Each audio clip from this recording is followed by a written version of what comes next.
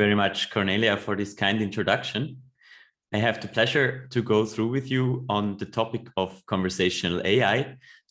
You see here we go from live chat over chatbots to voice automation. This will take place during the next roughly 30-35 minutes, and then you will have an opportunity to ask some questions on these topics which we are covering here. So you can see I will be giving a generic introduction on the fields of conversational AI. I will then be deep diving into voicebots, speech analytics, which is more about evaluating existing calls with agents, and voice biometrics, which is all about collecting a voice print of the caller and then saving it in order to be able to verify him automatically through the system the next time he is calling us again. So in the last years, we have seen a trend. We have seen a tremendous growth of the usage of messengers, especially WhatsApp, when I come to speak about Europe or Western Europe, to be more specific even. We have seen during the Corona time that this has even just accelerated, and people are starting to use these platforms private more and more. And just like they are using them private, we have to think about companies. Is this the place where we should also be in future? Is this a new channel that's coming up? And how can we use this for our benefit, but also to make our customers happy, but maybe soon also just to fulfill the expectations, which are the very basic expectations of our customers. So this is just one of the changes that we are seeing in conversational AI. We are seeing more broadly that customers have more and more high expectations. So customers expect us to solve fast and efficient their queries, to give resolutions, to not provide them with or have them go through long waiting times. And customers expect us to be open a lot more than this was the case a few years ago, because now everything happens online. There should be an online process for everything. And this is expected on all of our channels, of course. What does this mean for our side? Well, this generates high costs, of course. We have growing employee costs because we need to be present more. We need to fulfill more queries. We need to serve more channels, such as I just mentioned, for example, chat. And we have growing infrastructure costs because we need to have the platforms for all that. Furthermore, we have hard to calculate over and under capacities, especially when we go synchronous. So when we are answering live to the customer's queries, we need to be present in that moment where the customer is asking us a question. And we need to make sure that we have enough capacity for that, not to have the customer go through a waiting line. This generates also a hard problem for us and generates us sometimes with the challenge that we need to be a bit overstaffed in order to handle peaks. Also, we have on the right side here increased pressures on the employees themselves. So we do see that the workload is leading to higher employee turnover. This means employee leave because their tasks can be, for example, boring, such as many repetitive questions. Those are all challenges that we see nowadays. And as Cornelia mentioned, whenever you have a question during this webinar, you can just put it in the Q&A question and answer section, and we will then pick it up in the end in order to answer it and go more detail into your question. So we have recently conducted a study together with the University of Lucerne, HSLU. They have an institute for financial services, which is in Zug, Switzerland. Together with this institute, we have been able to make some findings that were really interesting to me. One of them is, for example, that we saw that about 50% of the Swiss people have already once or more contacted their insurance via chat. So we do have 50% left that has never chatted with their insurance, but also it's quite astonishing to me that already 50% have done so by now, and still the channel is pretty new. What we are also seeing on this graphic is that other countries are a little ahead. So we can see Germany and Austria, which are a little ahead in terms of multiple times. That's the first bar here, interactions via chat, and single time interaction via chat. That's the second collection of bars here.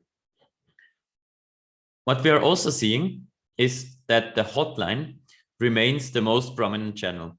So we are seeing that 32% of clients state explicitly that they prefer to interact via hotline. We see some other channels which follow this, such as, for example, here with 22% the chat. This includes also email though. And we see that only a few people have already interacted with a chat robot. This is also depicted here.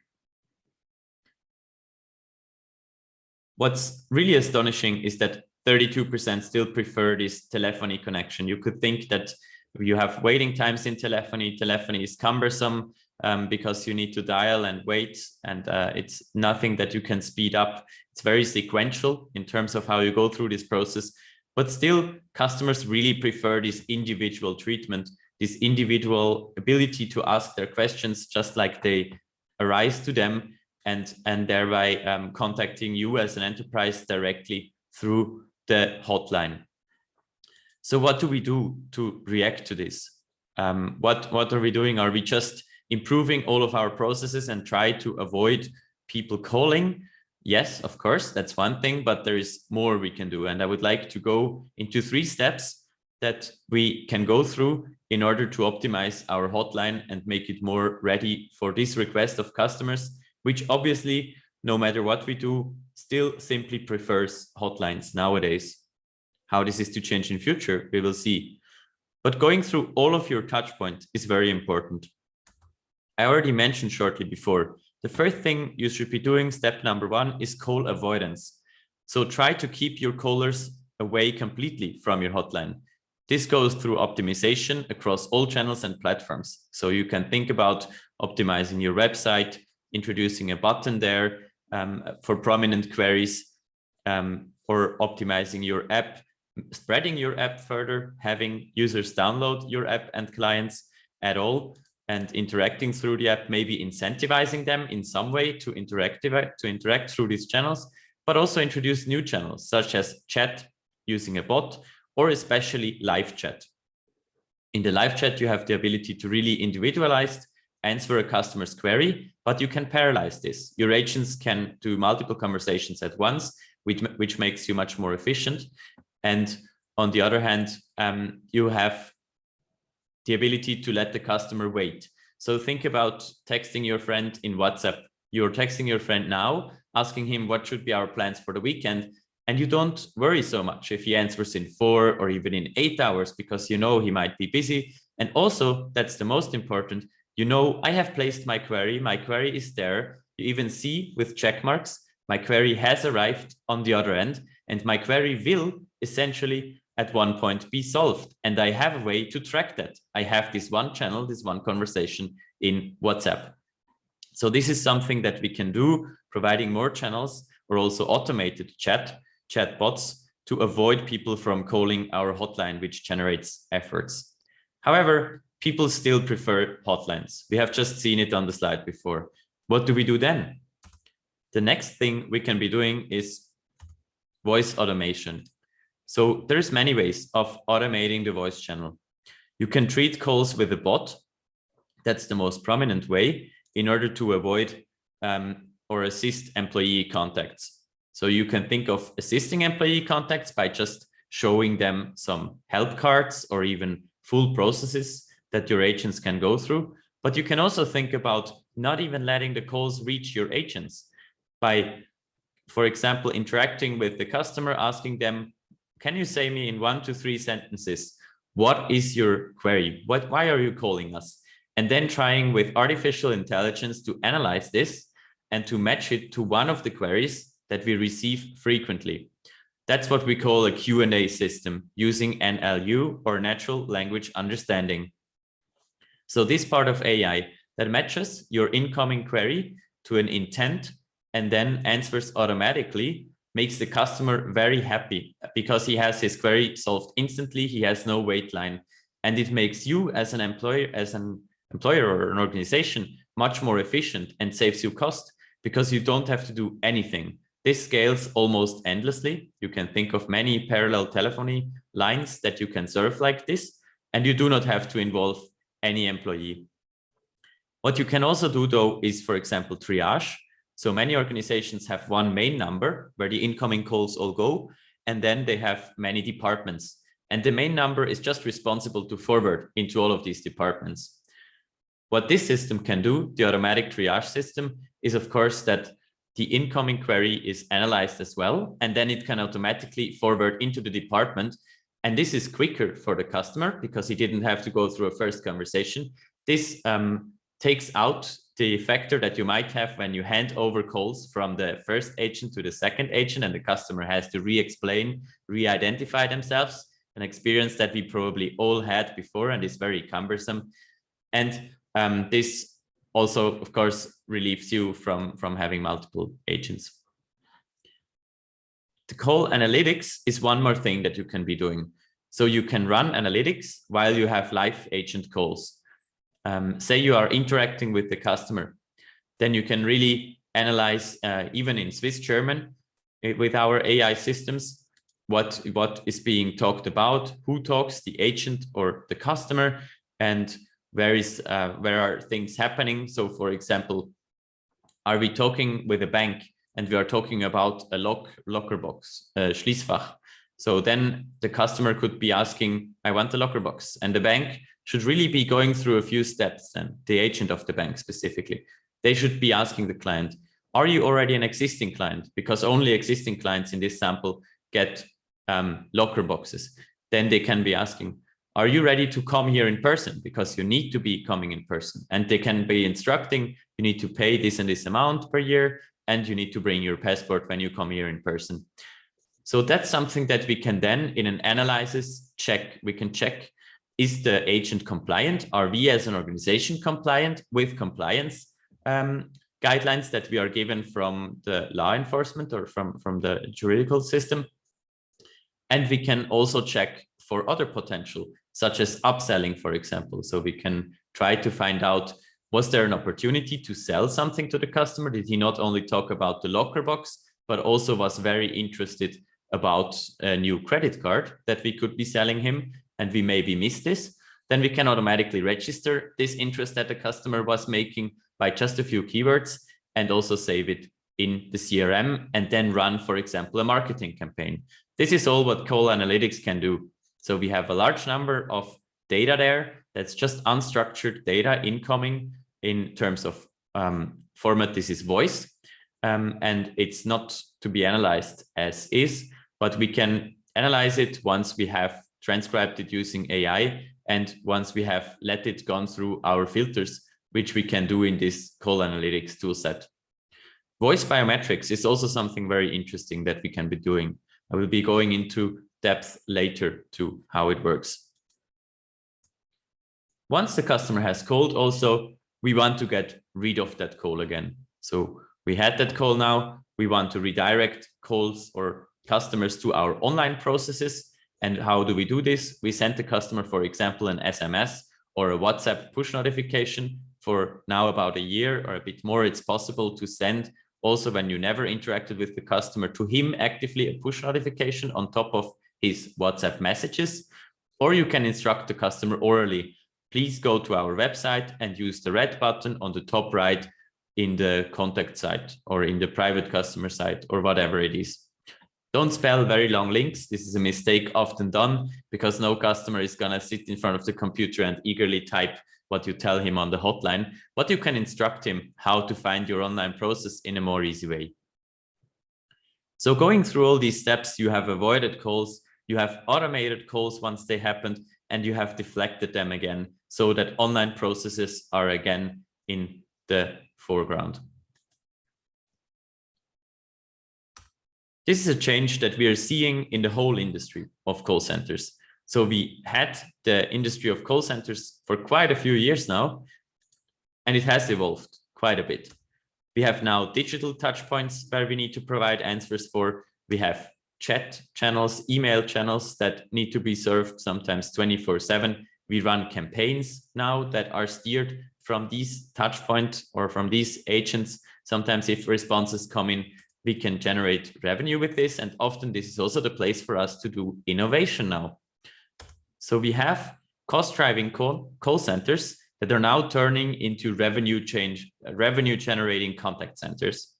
This is a change that we are in right now, and it even has also a intersection with digital marketing that is taking place right in the same place, because this is now our one point that we want to be contacting the customer with and answering the customer with. This really is under a big change, and we need to be ready for innovation. We need to be ready for change management.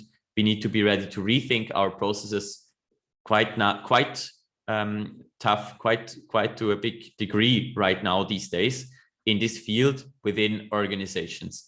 This is something that we need to see. It's happening right now. We need to acknowledge it, and we need to be ready to react and also dare to react and find out how we can correctly react in our market to this trend and to these changes. So what are typical ways to react to these trends? Well, what we provide is, for example, self-service. So we put voice bots into the hotline that automatically analyze and answer customer requests. Then they can also send out follow-up SMSs or emails if the email address is known by a CRM matching by the calling number, for example, or they can spell instructions to online processes, as I mentioned before. Then we have triage systems. I already explained in depth how we can triage automatically to departments and how this can make us more efficient. We have protocols and analysis. So we have an analytics suite. It also is becoming more and more important to run analytics on all the data that we incur in call and contact centers. And we have biometric authentication, a voice print that we register of the customer to recognize him again. I will be going into this in depth later as promised. Also in the side of chat, we are quite active. So we're trying to assist agents in the live chat with some suggestions, what could be the answer. And once the agents pick the correct answer, we learn from this. And only then, as a second step, after having provided the live chat, which is something that works and makes the customer happy, only as a second step, we then start to partially automate and to take the most prominent answers into a Q&A chatbot. Then, of course, we can integrate this with CRMs or ERPs or other systems that we might have in place in our organization to make just a chatbot that just chats to a virtual assistant that actually assists the customer actively. This is the definition as made by Gartner. Going now in depth to one of these areas, which is voice bots, I can say that we can solve customer requests instantly without waiting queue using such a voice bot system. We can be available 24/7. We can do call deflections to our online processes. We can relieve employees with that for more interesting tasks. So they can, for example, do sales. Sales is something that bots are really bad at.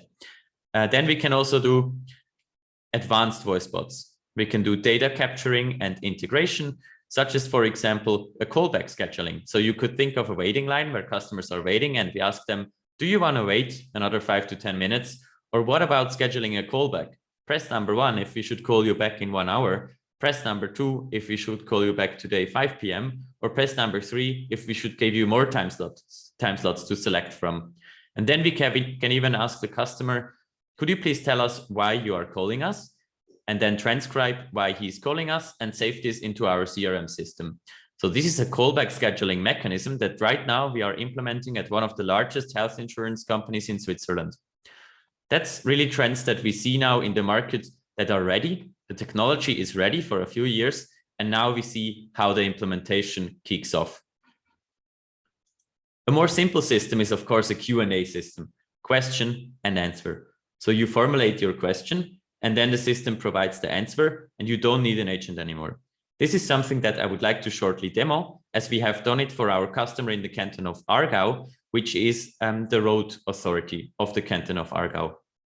Willkommen beim Straßenverkehrsamt des Kantons Aargau. Das Gespräch wird zur Qualitätsverbesserung aufgezeichnet.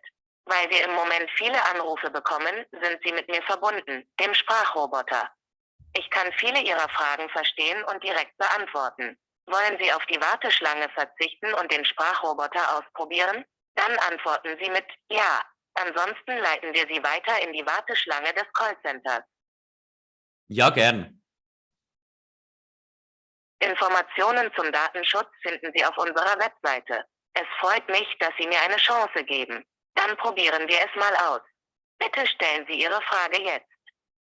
Ja, grüezi, ich habe mein Nummernschild verloren. Wenn Sie Ihr Nummernschild verloren haben, müssen Sie als erstes eine Verlustanzeige bei der Polizei machen. Sie erhalten eine Verlustanzeige, darauf steht die Frist, bis wann Sie sich bei uns melden müssen. Falls die Schilder in der Zwischenzeit auftauchen, dann melden Sie sich bitte sofort bei der Polizei.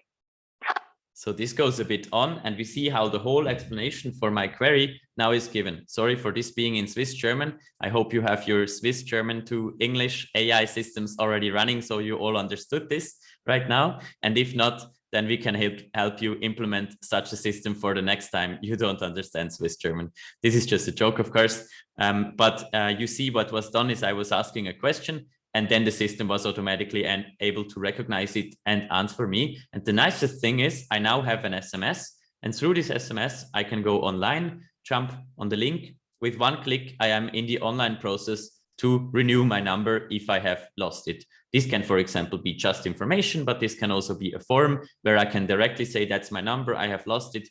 Could you send it to me again via post, for example, and then make the payment online. So directly have my query solved, fully automated, even though I was calling a hotline. This is possible. Reduces the call center efforts from 15 to 40%, makes a 24/7 reachability possible, improves customer satisfactions with a modern experience, of course, and also reduces the workload for employees, releases them for more interesting tasks such as sales, for example, or just making a good customer relationship by having a nice talk with a loyal customer if you are a provider for such, and reduce employee turnover thereby because the job simply gets more interesting.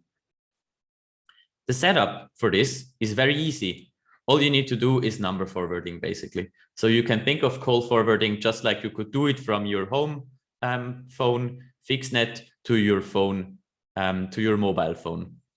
Call forwarding from your SBC, from your call center controller. This is a bit of a technical thing here, but this is just your phone system that you have, and you can forward calls then to the network, to a normal Swiss number, and this number can accept many calls at once, of course, and then, for example, host your VoiceBot in the cloud, for example, on Microsoft Azure in this case, and answer automatically to the call that has been forwarded, and maybe even forward the call back to an agent, because sometimes agents are still needed, and that's okay.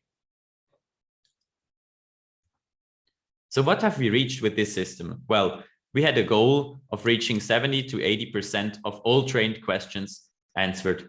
We reached it a bit above that margin. We also had more than 20% of all the questions that could be answered correctly. We are 24/7 reachable, of course. We can provide quick solutions and thereby fulfill the customer's expectations of today. And we have the same or even an improved customer satisfaction. All of this we did in just roughly 12 weeks to have the initial system running. Of course, optimization phases can go on for longer, but the basic timeline is a very straightforward one. You see also most of the efforts are on our side. We are setting up the system in the cloud, and we are assisting you a lot in finding the right processes to generate the right answers and to treat all the incoming questions efficiently. On your side, it just involves, for example, a few workshops. We need to understand your business. We need to have from you some training data generated that we will be doing together. And we need to define with you which intents are the intents that we actually answer to before we then go into the integration part. And as I said it already, this one is very straightforward and easy. We need to have a concept with architecture. Then we need to do a call forwarding, and we need to do a few more configurations before we are done. So where can we start with such a system? Well, we all know it. There is some frustrating points. For example, the waiting queue after your IVR, or also the times out of office when you are unable completely to answer. These are very good starting points. But of course, you could think of running a bot to all calls, just to ask, such as PostFinance did recently, can you tell me in 1 to 3 sentences what your query is about? And then to decide, should we provide an automated answer or should we forward to the agent because this is too complex, because this is definitely not FAQ. If you implement such a system, this could look like this. So you forward to the bot, you ask the customer, do you want to actually talk to the bot? It should always be something that the customer wants to try out. The customer can then ask their question to the bot. The bot answers via SMS, or the bot answers, of course, orally and also sends an SMS. The bot provides the option to repeat his answer, and the bot provides the option to ask multiple questions. So he will ask you in the end, do you have another question? Before he tells you goodbye. This is a typical Q&A system, as we could implement it in 3 months or even less. But I told it already, we can also be doing speech analytics. So how does speech analytics work? Well, turn your Swiss German translating systems on again, but I will be telling you again afterwards what's going on. So here we have a system with many calls registered that have been happening between agents and customers. And then we also have a filter here.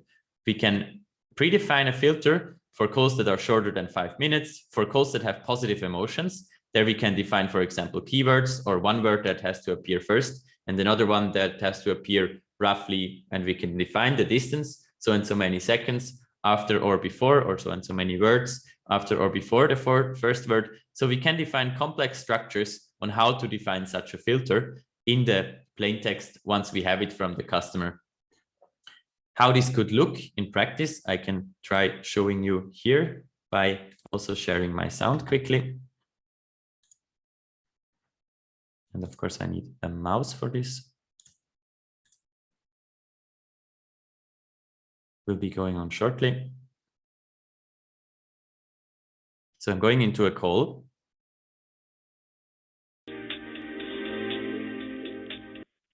Musterbank, mein Name ist Cacciano. Wie kann ich Ihnen behilflich? Grüezi, das ist die Burgauer. Grüezi wohl, Frau Thurgauer. Ich habe eine Frage. Ich habe eine Überweisung gemacht an Ihre Bank. Also eigentlich ist ich habe ein Auto gekauft und ich habe das Geld überwiesen an Mercedes.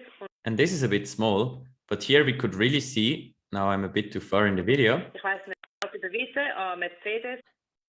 Now we could really see here how it is possible to see the transcribed version of this call. So we get all the details. The gold of data that was just unstandardized wave up here is now text, and we can totally analyze it, use it for anything that we can store in our CRMs, use it to understand the customer better, but also use it to understand our processes better. What are customers actually asking? Many organizations only learn this once they do a chatbot or a voicebot project. Then they actually get, for the first time, unstructured queries from all of their customers. And for the first time, it is actually possible to cluster those queries and to really understand how do customers contact us. A really interesting example for this, for example, was PLS, a Bern train company, just like SPB, but a lot smaller, that runs trains in Bern.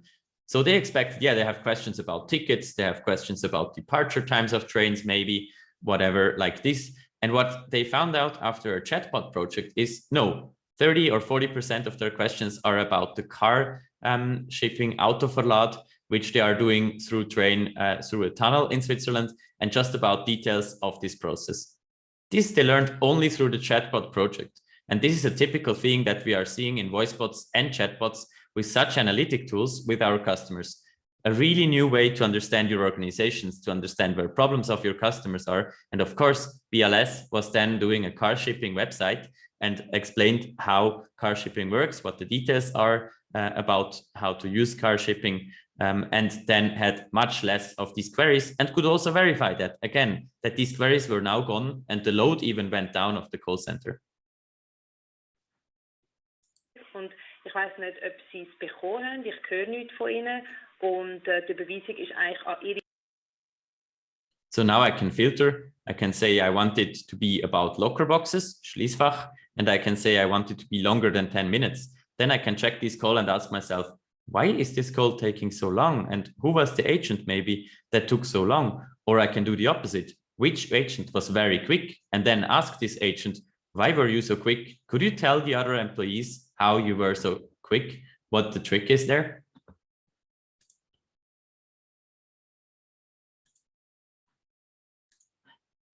Okay, we just have a question in Q&A. I think I will go into this in a few minutes when I answer the Q&A. So these analytics you can then also evaluate, of course. You can plot graphs, you can find out which weekdays are my customer calling. Like here we are finding out about contract cancellations. When are they happening? At which weekday? What time? These are interesting facts that we can learn about our customers. Or here per agent, which agents are taking how many calls? Also simple things that you can evaluate through this toolset.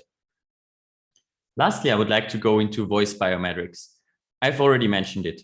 The first time you are calling as a customer, we have no voice print from you. We don't know you. So we are asking you the standard verification questions. For a bank, this could be, what's your date of birth? What is maybe the number of your bank account? Do you know your rough amount of money that you have on your bank account? And if yes, then we are here. We're getting green. If the customer doesn't know it, we have to escalate. We have to say, sorry, dear customer, this is probably, but not you. But if yes, we can ask the customer proactively, could we please save your voice print so that next time you don't have to go through this hassle again? Because this is so cumbersome and such a hassle to answer these security questions, most customers say, yes, please, do register my voice print. That's the experience we have. And we need only about 40 to 60 seconds of conversation where we take only the parts that the customer talks. Of course, in the line, this is telephone device separated on the audio file, and then save it as a voice print. We don't save the audio file, we save just the features of the AI model and the voice print. And we have to ask the customer proactively if it's okay for him to store this. This is something that was decided in Switzerland. Once the customer calls again, we know his voice print. We can buy his number, for example, identify him and pull up his voice print. Then we can match, is this the customer? Is this voice print matching with him? And after just about 10 seconds, we have a green or a red light. If the light is red, it might be our system hasn't worked, which is a low chance, but still happens. And then we can just simply ask the security questions again, the standard ones, and go back to the old process as we had it before. So we lose nothing. The customer didn't even see the fact the right light was red. But if the light goes green, we can know for sure that this is really our customer, and we do not have to ask him any security questions anymore. This saves us 45 to 70 seconds, improves security, makes an impersonal, cumbersome verification obsolete in favor of a more friendly conversation. And if used correctly, this really highes your return on investments depending on the usage. The implementation is also not super complicated. You can be doing this through professional implementation in your existing CRM, then store the data only on your call and contact center servers. You don't need any cloud storage for this very sensitive data, and then can enable the operations team to work with it, but also the IT team to maintain this small system, which is essentially this bar going from red to green in your CRM integrated, and you can ensure that it works 24/7.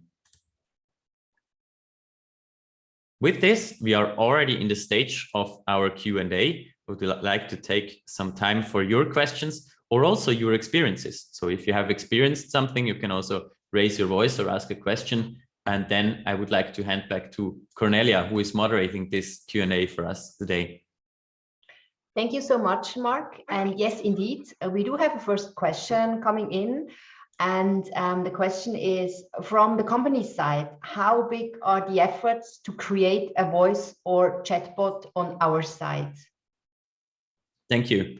So the efforts are really minimal. They are not very exorbitant. What you need to do is mostly to come up with good structure of intents and understand your business. This is something that helps you generally. This can be part of a process optimization project or can even trigger a process optimization project. And then we can also guide you through this. So we have process optimization people in our company, as we are a generic IT provider as well on one side that can help you with that. And then, of course, we have a lot of conversational AI specialists that can specifically help you with how to structure your processes into intents and how to have that system running. Once we have that business side context from you, the system is up and running with a call forwarding from your side. So very easy, something that can be done in about 12 weeks. Okay, thank you so much, Mark. So you actually already answered the second question, which came in. So how long does it take from from the project end to end? But you already said roughly 12 weeks if everything is running smoothly. But of course, it can be a bit longer, or maybe have you ever managed a project who was finished shorter than within 12 weeks? Yeah, we had this, in fact. So in the case of the Road Authority in Aargau, we were a little shorter than 12 weeks, not much, but a little shorter. But it really showed us that this is not even a stretch goal to achieve, that this is something that's absolutely possible. Yeah. Okay. And then we have just another question came in. What are typically the first steps that companies start their conversational AI efforts with? Thank you for that question. Is there a typical entry point? Very good question as well. So I would like to go back to our possible entry points, which I had a slide for before. Just pulled that slide up again. You have seen the slides. These are really the entry points that we typically see in the market. We, as a software engineering company and with a lot of AI know-how, are also ready for a lot of custom-made things or custom-made connections, individual solutions. So we don't rely, for example, just on the speech offerings, even though the speech suite provides a lot of things and covers also a lot of things that are typically demanded in the market. We see our customers really starting at any point. So we have customers that find biometric authentication something that they absolutely need, something that their customers would love, something that makes their call center also more efficient on the same way. So they just install biometric authentication, and that's a good starting point for them. We have others that say, before I'm doing a voice bot, I want to do analytics. So I want to really understand what are the incoming calls about? What could potential intents be? How does this all work? So we have customers that start just with installing analytics. And of course, we have many customers that say, I want to try out an MVP voice bot. This is done so quickly. This is something that seems so easy. You have solved it in many places. Could we just do a voice bot together? We want to try what's the percentage? How many calls can we automate with a voice bot from our calls? The same goes, of course, for chat, where we always recommend, please do start with live chat. So there is a small arrow here that tells you an order, and only then go to Q&A chatbots, only then move on to the automated systems. Thanks for this, Mark. And then we got something else. I think it's more, it contains more links and hints instead of really a question. We got something like it's more or less a comment. Yes, thank you for opening the links. Yeah, it's about Azure Microsoft. I mean, you mentioned it in your presentation already, but then also we have a differentiator. So if you click on the other link, it's like really learn Swiss German with SEP, Azure Cloud. Would you like to say something about one or two words about the two links we got? And thank you so much for sending in the links. Sure. So we can see that Microsoft is also on the way for a long time, especially in the area of chat. So we have different strengths. We have Microsoft that's really strong also in the area of chat with their Microsoft bot framework. They are not the strongest provider. We have Google Dialogflow that is used a bit more frequent from the Google Cloud platform, but Microsoft certainly has this solved as well, just like Microsoft tries to solve many things at once, which is a nice thing as a customer. PVA, Power Virtual Agents, is the Microsoft very easy variant of doing bots, even almost out of the Office suite, even almost ready for business users to click them together. And then we have the Microsoft Bot Framework, which is part of the Azure offering of Microsoft, which is a bit more complex to build. bots. Microsoft is also able to answer voice, but the customer experience or the experience for the employee designing this voice flow, especially the flow with also the Q&A system or some calls to the CRM or things like that, is a lot more cumbersome than what we are seeing from specialized companies, small companies that have built systems just for this. And Speech has their dialogue composer component, which is exactly just for this. And that's something that Microsoft, for example, in the Microsoft Bot Framework Composer, a software that they came out with about a year ago is just not yet solving so well, is a bit younger from the Microsoft side than we see it from Speech. So depending on your use case, you really have to think which offering is more mature, which offering is more specialized. And I really recommend go for the most specialized component. Do not try to say, just because I have all in one, I solve it all with one. This benefit is usually in the bot world not as big as you might think. So I usually say the voice and chat intersection is not as big as many people think in the first place. Thank you so much, Mark, for all this. Thank you so much for the audience for attending our webinar. You will receive a thank you email with the link to the recording in the next few hours. In the meantime, if you have any questions, please do not hesitate to contact us. We hope that you will have a wonderful day. Please bear in mind that the next webinar, which will take place today in a week, is all about problem account takeover, how clever companies make a virtue out of necessity. And this webinar will be held together with our partner Navis. So it's quite interesting, and we will be very happy in welcoming you again next week. There are still some free spaces.